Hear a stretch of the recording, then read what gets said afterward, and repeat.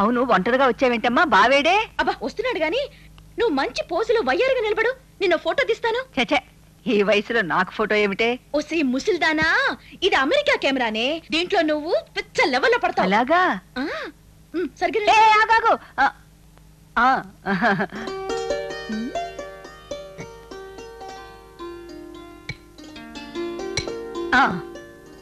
అదేంటి? మీ తాత కర్ర చాలా బాగుంది. ఫోటో దిగా కదా నాకు ఇస్తావా?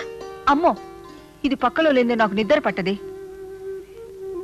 ఈ కర్ర చేత్తో పట్టుకుని కిర్రు చెప్పులతో మీ తాత ఊళ్ళో అడుగు పెడుతూ ఉంటే నాకు గుమ్మంలోనే. మామ మామ అలాగే ఉండవే, ఈ పోస్ట్ చాలా బాగుంది. ఉండు, పౌరు సర్దుకొని. వీటెందుకే?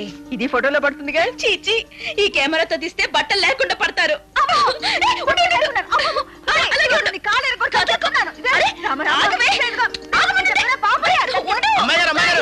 ఎందుకంటే పెద్ద ఉండాలా పరిగెట్టిస్తారు? ఇక్కడ నేను ఉన్నాను కదండి, ఎంగి చెప్పని నన్ను కొట్టండి క్లిక్. పూరా పాపయ్య, ఆ ఫోటోలో గుడ్డలు లేకుండా పడతారంట్రా.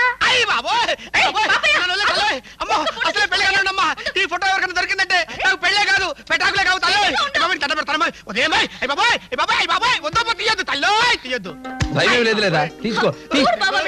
పారిపోతున్నారు. నీకు ఫోటో తినా? వద్దు రాఘవ, వద్దు. ఆ ఫోటోలో నగ్నంగా పర్వాలేదే నాయనమ్మా, మరదలే కదా.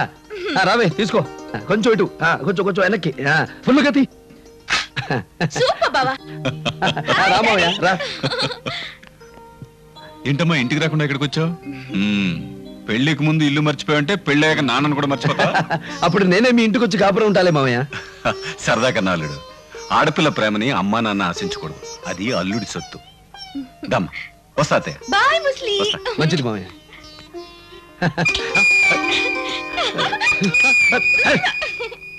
వీరరాఘవరెడ్డి, నేను దొంగలా రాలేదు, దొరలా వచ్చా.